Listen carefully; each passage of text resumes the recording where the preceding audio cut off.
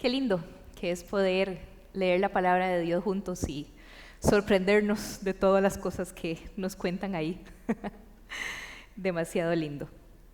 Oremos un momento. Señor, yo quiero poner en tus manos este ratito que vamos a estar meditando en tu palabra. Gracias por tu presencia en medio nuestro, Señor. Yo quiero suplicarte, Espíritu Santo, que hables a nuestro corazón en esta mañana. Que lo que sea tu voluntad, que quede grabado en nuestra mente, en nuestro corazón, Señor, que quede ahí, atesorado, Padre Santo. Y que tu palabra en esta mañana siga siendo tan viva y tan eficaz como lo ha sido desde siempre. Amén. Amén. He escuchado de algo que le pasa a algunas personas. Yo evidentemente no he pasado por ahí, pero es algo que se llaman dolores de crecimiento. Sí, no lo he sentido. Y yo creo que ya a los 41 casi no lo voy a sentir. Pero bueno, sí tengo muchos amigos que son muy altos y en su periodo de adolescencia les pasó esto, ¿verdad? Y cuentan como que en la noche hasta se despertaban y les dolían demasiado como las coyunturas. Ya veo alguna gente, y sí son altos. Yo no. Usualmente son como dolores en las piernas, ¿verdad? Y como una sensación ahí como de desconsuelo que llaman. Y en este pasaje que leímos en esta mañana, yo creo que de alguna manera la iglesia estaba sufriendo dolores de crecimiento. Definitivamente el crecimiento trae consigo retos importantes que necesitamos afrontar y que yo creo que ellos lo hicieron de una manera maravillosa. Durante la primera etapa de la iglesia, lo que hemos leído hasta el momento, las cosas iban bastante tranquilas, como que todo estaba muy encerradito, ¿verdad? Después de la ascensión del Señor, ellos estaban en un solo cuartito, todos juntos, probablemente todos se conocían desde hace rato, estaban orando, todos tenían como ese mismo corazón, y de repente el asunto hace ¡boom! Fue una explosión, comienzan a unirse personas a la fe de miles en miles, y entonces por supuesto que comienzan a haber retos que nunca antes los apóstoles habían tenido que enfrentar. Me gustaría que regresemos al inicio del pasaje que nos leyó Mari. En Hechos 6 vamos a leer del 1 al 7. Hechos 6 del 1 al 7 dice: al multiplicarse los creyentes rápidamente, hubo muestras de descontento. Los creyentes que hablaban griego se quejaban de los que hablaban hebreo, diciendo que sus viudas eran discriminadas en la distribución diaria de alimentos. De manera que los 12 convocaron a todos los creyentes en una reunión. Dijeron: nosotros los apóstoles deberíamos ocupar nuestro tiempo en enseñar la palabra de Dios y no en dirigir la distribución de alimento. Por lo tanto, hermanos, escojan a 7 hombres que sean muy respetados, que estén llenos del espíritu y de sabiduría. A ellos les daremos esa responsabilidad. Entonces nosotros, los apóstoles, podremos dedicar nuestro tiempo a la oración y a la palabra. A todos les gustó la idea y eligieron a Esteban, un hombre lleno de fe y del Espíritu Santo, a Felipe, a Prócoro, a Nicanor, a Timón, a Pármenas, a Nicolás de Antioquía, quien anteriormente se había convertido a la fe judía. Estos 7 hombres fueron presentados ante los apóstoles, quienes oraron por ellos y les impusieron las manos. Así que el mensaje de Dios siguió extendiéndose. El número de creyentes aumentó en gran manera en Jerusalén, y muchos de los sacerdotes judíos también se convirtieron. Amén. Muy bien. Yo tengo 4 puntos, 4 cositas que quisiera señalar en este texto y que meditemos un rato en esto. En primer lugar, un movimiento imperfecto. El inicio de la iglesia fue poderoso y el libro de Hechos nos lo cuenta con detalles maravillosos. Milagros, el Espíritu Santo fluyendo, mensajes sumamente poderosos, las personas respondiendo a la fe por miles y miles. Todo esto produjo ese crecimiento acelerado de la iglesia. Y conforme este crecimiento ocurre, conforme más personas se van acercando al grupo, se van presentando nuevos retos, nuevas necesidades, Y también comienzan a aflorar roces entre las personas, roces entre los seres humanos. Y es que la iglesia, aunque es un regalo que Dios nos ha dado a cada uno de nosotros, está compuesta por seres humanos. Seres humanos que traemos a esta mezcla nuestras cosas lindas y las no tan lindas. Las cosas que están así ya como para exponer, que ya nos quedaron divinas, y las que todavía están en proceso. Y eso era lo que estaba pasando en este momento en la iglesia. Y en Hechos vemos algunos ejemplos, no solo este que acabamos de leer.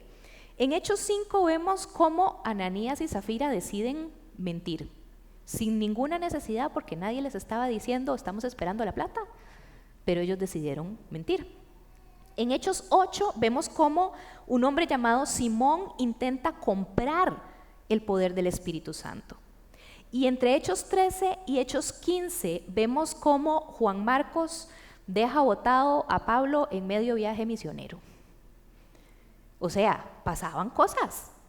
Definitivamente las cosas no tan refinadas que habían en los seres humanos en ese momento salían a la luz.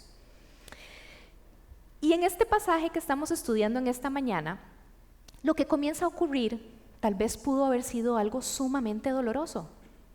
No había igualdad dentro de la iglesia. No se estaba tratando a todo el mundo como si fueran iguales, con el mismo amor y con la misma dedicación.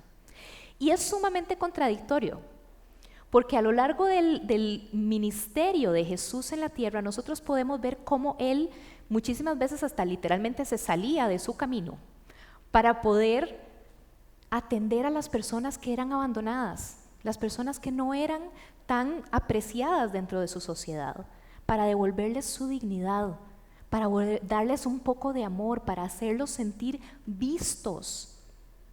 Y de alguna manera, tan rápido, la iglesia deja de reflejar este valor tan importante para Jesús en su ministerio.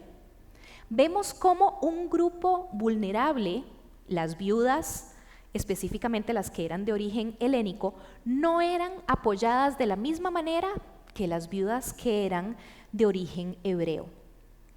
Y esta situación se da sobre todo porque en ese momento histórico habían judíos que crecían y vivían en las zonas que eran de habla griega, pero cuando ya se acercaba su vejez, para ellos era muy importante terminar sus días y ser enterrados en Jerusalén.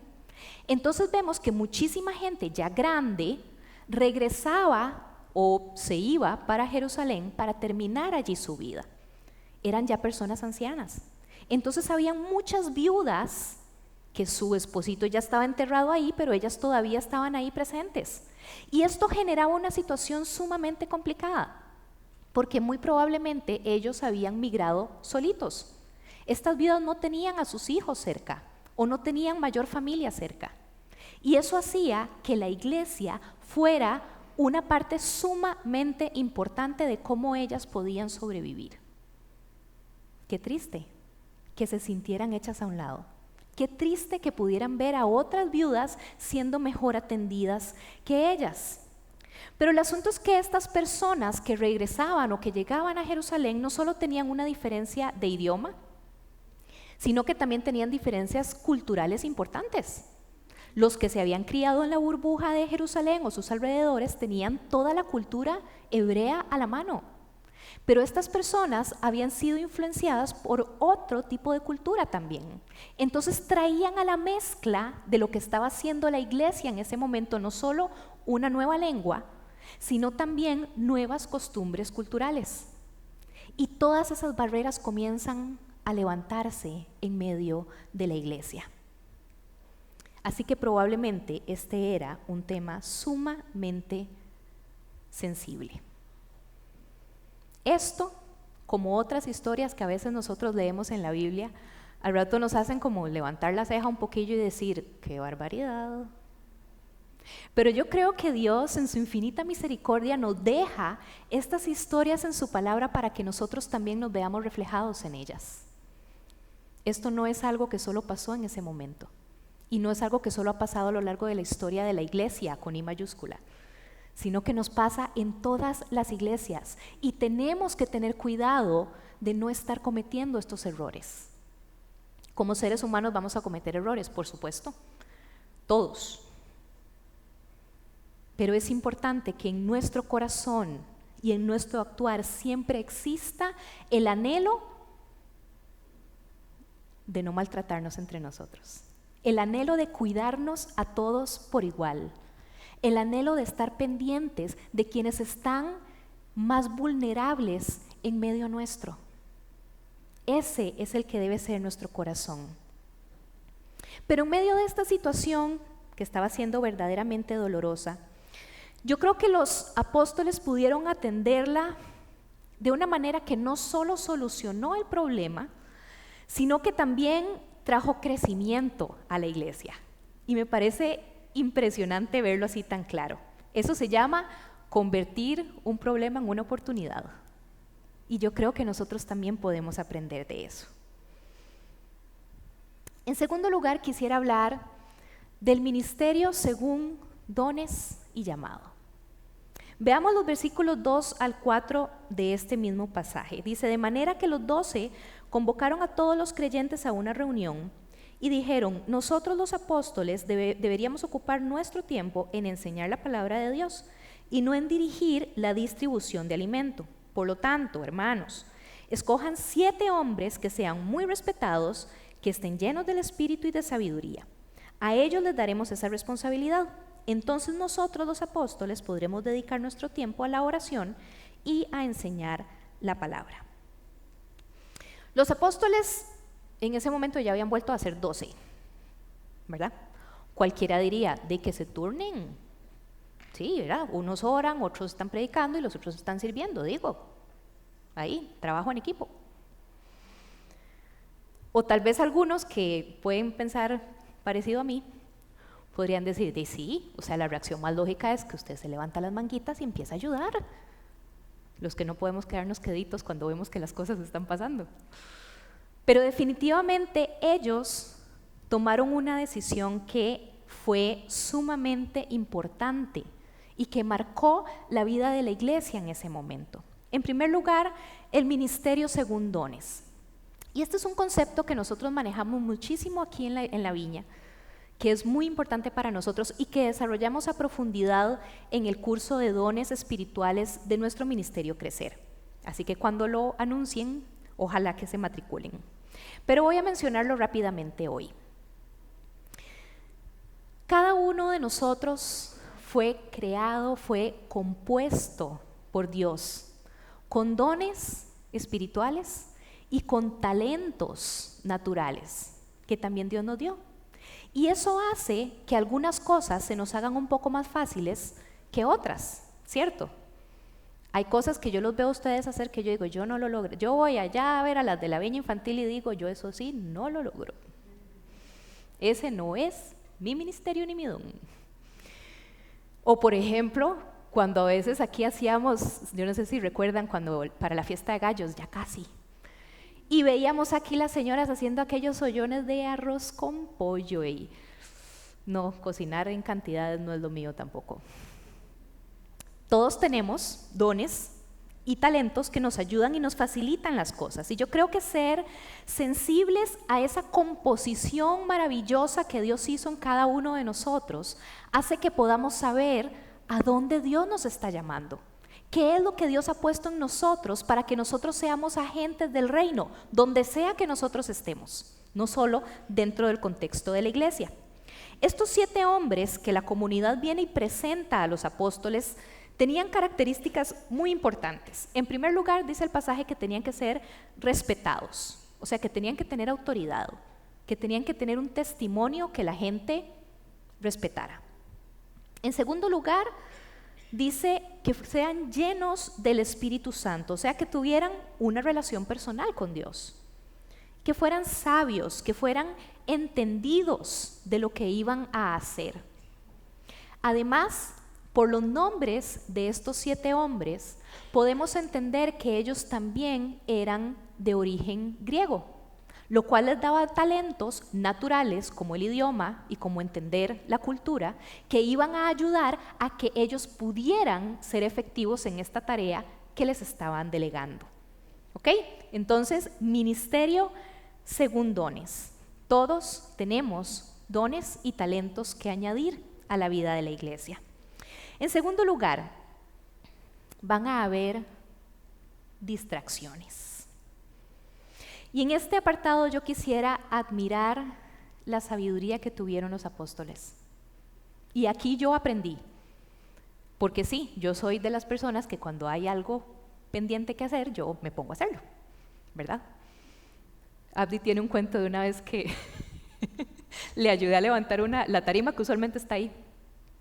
Y yo tenía muy poco tiempo de haber dado a luz a mi primer hijo, estaba con la cesárea todavía recuperándose y no había nadie que levantara eso con Abdi. Yo le dije, no, démosle, yo me pongo. Y Abdi, el que no, ¿verdad? Usualmente esas son mis reacciones. Pero los apóstoles fueron mucho más sabios que yo y gracias al Señor tengo personas a mi alrededor que me recuerdan la importancia de delegar. Los apóstoles tuvieron sabiduría y sensibilidad de saber que tal vez esos no eran sus dones y que definitivamente ese no era el llamado que Dios había puesto sobre ellos. Entonces ellos dijeron, no es en lo que nosotros tenemos que concentrarnos. Necesitamos encontrar quién se haga cargo de esto. Pudieron ver la necesidad creciente en su congregación y pudieron comprender que necesitaban un equipo de trabajo más amplio. Cuando nosotros hemos podido definir nuestro camino en la vida, ¿a qué nos ha llamado Dios? ¿Cuál es el propósito con el cual nosotros estamos viviendo? Van a haber distracciones, van a haber urgencias que tenemos que atender, van a haber situaciones que tal vez nos van a desviar de ese camino. Y la manera y la rapidez en que nosotros logremos discernir si Dios nos está llamando a hacer eso o no, va a determinar muchísimo de cómo nosotros vamos a lograr vivir ese camino que Dios nos ha llamado a caminar. Necesitamos ser sensibles a la voz del Espíritu y saber cuándo algo sí es una necesidad, pero no es nuestra responsabilidad entera. Podemos ayudar a que esa necesidad se cubra como lo hicieron los apóstoles, pero tal vez no es el enfoque al cual Dios nos está llamando. Y nosotros diariamente tenemos cosas que nos distraen de todo, de nuestra relación con Dios, de nuestro tiempo de lectura bíblica, de nuestro tiempo de oración, de nuestro tiempo de servicio. ¿Cuántas veces nosotros decimos, sí, voy a orar, mejor lo hago en la noche para ya estar más tranquila? Y ya en la noche ya está uno entre las cobijas y dice, uy, Dios, perdón, mañana, de fijo. O a veces decimos, sí, voy a empezar a ayudar con esto, pero después decimos, uy, no, vieras que no voy a poder, es que vieras que tenía que hacer X, Y, Z, es que la casa está desastrosa, es que tengo que lavar la ropa, es que lo que sea. Hay distracciones y necesitamos manejarlas con sabiduría. En este pasaje, por el enfoque que tiene este pasaje, podemos ver esta sabiduría y el resultado que tuvo esa decisión en los versos 2 y el verso 7. El verso 2 dice, nosotros los apóstoles deberíamos ocupar nuestro tiempo en enseñar la palabra de Dios. Esa fue, ¿verdad?, la aceptación de los apóstoles de cuál tenía que ser su enfoque. El versículo 7 dice, así que el mensaje de Dios siguió extendiéndose y el número de creyentes aumentó en gran manera. Ese fue el efecto que tuvo el que los apóstoles fueran sabios y dijeran, no, es que Dios nos llamó a hacer esto. Y Dios respaldó esa decisión para que el mensaje fuera extendido. Los apóstoles pudieron diferenciar su llamado y su camino de vida. Y de esta manera ellos mantuvieron la línea con la que deberían haber seguido desarrollándose. En tercer lugar, en este apartado, quisiera hablar del hecho de que va a haber cambio. Es cierto, nuestro caminar con el Señor va a tener cambios. Y a veces, a lo largo de nuestra vida, Dios nos va a llevar a situaciones o a decisiones que van a implicar un reenfoque de las cosas, de nuestro tiempo, de nuestro ministerio, de nuestro trabajo. Muchas veces Dios nos va a pedir un reenfoque. Y lo mismo ocurre con las organizaciones. Tal vez los apóstoles, como la iglesia estaba tan nuevita, no tenían la excusa que muchas veces las iglesias hoy en día tenemos de decir, pero es que siempre lo hemos hecho así, ¿verdad? Ellos no tuvieron esa excusa, nosotros sí, pero no deberíamos usarla. Nosotros necesitamos como iglesia, como familia de la fe, ser sensibles a las necesidades que hay delante de nosotros y que tenemos que atender. Y también al llamado que Dios nos esté haciendo como familia de la fe y responder a ese llamado. No quedarnos estancados. Veamos qué lindo cómo Esteban inicia su servicio a Dios en la repartición de los alimentos. Y un capítulo después lo vemos debatiendo y predicando en la sinagoga con tal seguridad que dice el verso 10, ninguno de ellos podía hacerle frente. Empezó sirviendo, atendiendo a las viudas y dándoles la comidita todos los días, y después estaba debatiendo y predicando. Sí, fue un reenfoque, definitivamente. Y el Señor lo llamó a ambas cosas. Dios estuvo en ambos momentos. Y yo creo que es hermoso ver cómo, desde donde nosotros trabajamos, muchas veces podemos ver a muchos de ustedes que empiezan a servir en un área de la iglesia o enfocadas en un área en su vida, y de repente Dios los llama a tener un reenfoque, a tener un crecimiento. Y en cada una de esas etapas Dios comienza a traer dones, actitudes, sensibilidades, capacidades para poder responder efectivamente al llamado de Dios.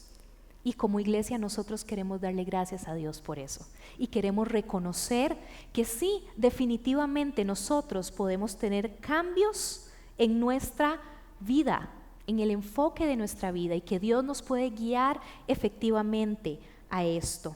El Señor puede llamarnos a reenfocarnos, y eso es emocionante. Estar expectantes de qué es lo que Dios nos va a poner a hacer, de qué es lo que vamos a hacer para el reino de Dios. En tercer lugar, todos estamos llamados a servir. Los apóstoles pudieron valorar los dones y las habilidades que Dios había puesto a su alrededor también. Y ellos estuvieron abiertos a darle espacio a esas personas para que crecieran en ese ministerio que Dios les estaba dando. A nosotros nos encanta decir que en la viña todos juegan. Y es que sí, reconocemos que absolutamente todos los que han sido llamados por el Señor y han entregado su vida a Él son parte de la comunidad de fe. Y Dios los ha traído para que puedan aportar para bendición de todos los demás. En el verso 6 leemos que estos 7 hombres fueron presentados ante los apóstoles, quienes oraron por ellos y les impusieron las manos. Yo creo que el orar por ellos e imponerles las manos no era solo un acto de reconocimiento de los dones que estos hombres tenían, sino también un acto de humildad. Fue un acto de humildad de los apóstoles de decir, nosotros no podemos hacerlo todo. Nosotros no tenemos todas las habilidades, nosotros no tenemos todos los dones. Y es exactamente lo mismo que está en el corazón de nosotros como la Viña del Este. Nosotros queremos reconocer y queremos bendecir lo que Dios ha puesto en cada uno de ustedes. Cada uno de ustedes son agentes del reino que son llamados a actuar en nombre del Rey de Reyes y Señor de Señores. No solo aquí adentro de la Viña del Este, sino donde sea que Dios lo lleve a usted cada día y cada momento. Y queremos reconocer eso. El apóstol Pablo dijo en 1 Corintios 12, a partir del verso 8, a uno el Espíritu le da la capacidad de dar consejos sabios, a otro el mismo Espíritu le da un mensaje de conocimiento especial, a otro el mismo Espíritu le da gran fe, y a alguien más ese único Espíritu le da el don de sanidad. A uno le da el poder de hacer milagros, a otro la capacidad de profetizar, a alguien más le da la capacidad de discernir si un mensaje es del Espíritu de Dios o de otro espíritu. Todavía a otro se le da la capacidad de hablar en idiomas desconocidos, mientras que a otro se le da la capacidad de interpretar lo que se está diciendo. Es el mismo y único Espíritu quien distribuye estos dones. Solamente Él decide qué don cada uno debe tener. El cuerpo humano tiene muchas partes, pero las muchas partes forman un cuerpo entero. Lo mismo sucede con el cuerpo de Cristo. Esta no es la única lista de dones o de funciones que nosotros encontramos en el Nuevo Testamento. Hay muchísimas más, así que no nos encerremos solo en esa que dice este pasaje. Pero lo cierto es que Dios reparte para que nosotros hagamos, para que nosotros nos convirtamos en agentes activos. Y esta imagen del cuerpo es sumamente importante. ¿Por qué? Porque a veces esas diferencias podrían hacer que los roces vuelvan a salir. Y necesitamos entender que dentro del cuerpo todos los órganos son necesarios. Y dentro del cuerpo necesitamos buscar la armonía. Necesitamos entender cómo funcionamos todos juntos. Sí, van a haber hermanitos o hermanitas que tienen un don también de ser lija. Todo bien. También son buenos para nuestra vida. En la época de pandemia, como iglesia nosotros tuvimos que casi que reinventarnos, ¿verdad? Y recuerdo que la decisión o el comunicado de que no podíamos tener celebraciones presenciales se dio muy cerca de un domingo. Y por supuesto, los que somos cero tecnológicos no teníamos casi nada que aportar a la situación. Pero aparecieron los seres más tecnológicos que teníamos en ese momento en la iglesia y dijeron, no, lo hacemos así, tun, tun, tun, tun, tun. Y el domingo estaban aquí como desde las 6 de la mañana acomodando cámaras, poniendo chunches, y pudimos tener celebración.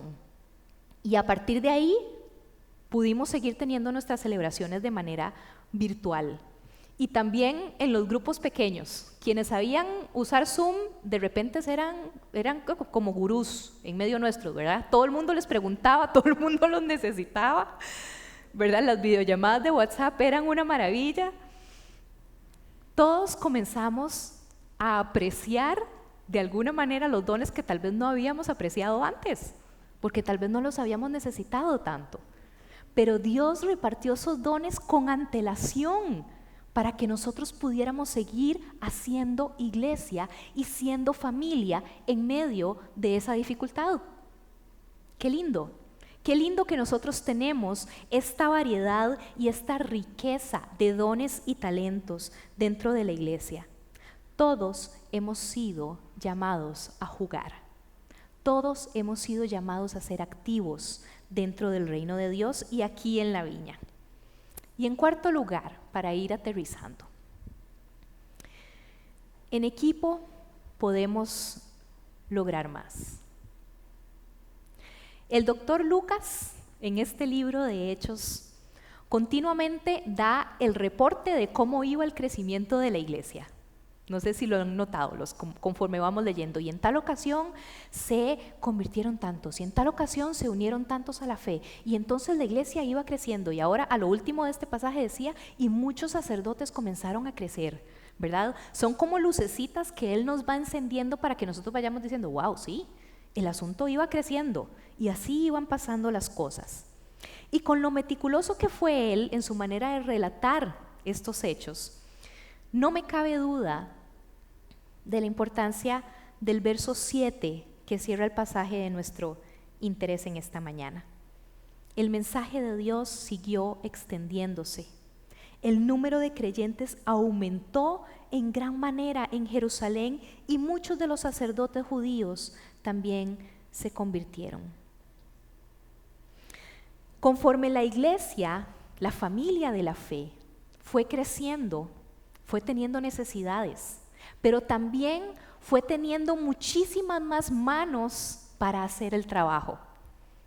Y ellos comenzaron a ser un equipo sumamente eficiente. A donde iban, compartían su fe.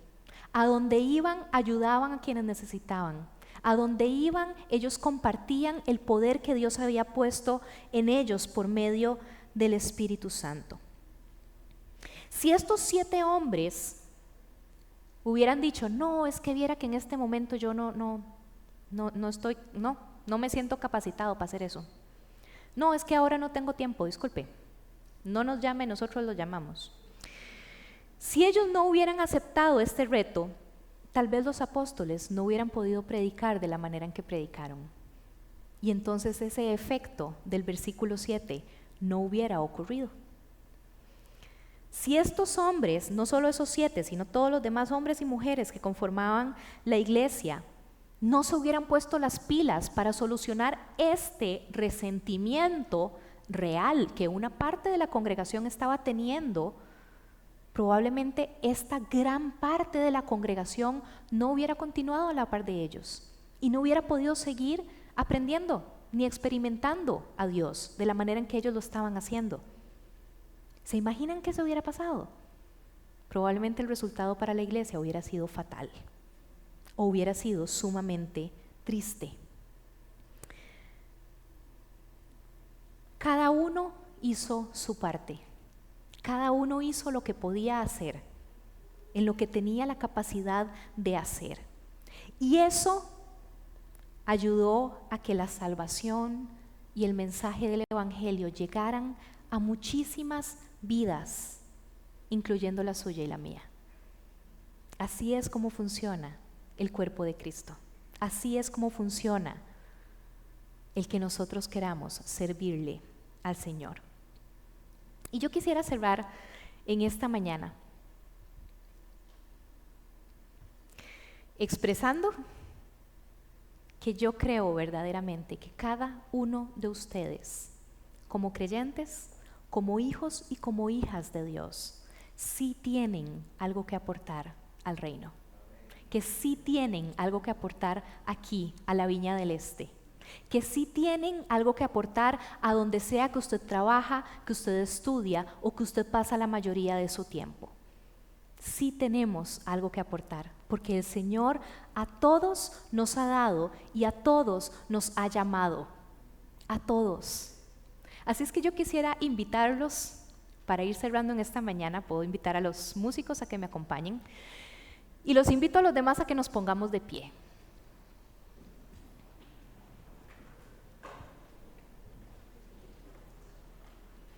¿Cuántos de ustedes han encontrado en Dios una respuesta a sus vidas? ¿Cuántos de ustedes de repente han dicho, si Dios no me hubiera ayudado, esto no lo hubiera logrado? Todas esas vivencias y todo ese conocimiento que tiene usted es oro para el extendimiento del reino de Dios. Y yo quisiera que en esta mañana nos dispongamos a decirle a Dios, Señor, aquí estoy. Sí acepto, como estos 7 hombres. Sí, Señor, yo quiero aceptar tu llamado. Yo quiero aceptar que quiero ser un agente de tu reino, activo, donde sea que yo esté, a donde sea que vos me envíes. Yo quiero ser testimonio de tu poder, testimonio de tu evangelio. Cada uno de nosotros necesita tomar la decisión en su corazón y expresársela a Dios y decirle, sí, Señor, yo quiero. Sí, Señor, yo quiero. Así como estos 7 hombres lo hicieron, así como los apóstoles lo hicieron en su momento, así como un montón de hombres y mujeres lo han hecho a lo largo de la historia de la iglesia. Sí, Señor, aquí estoy.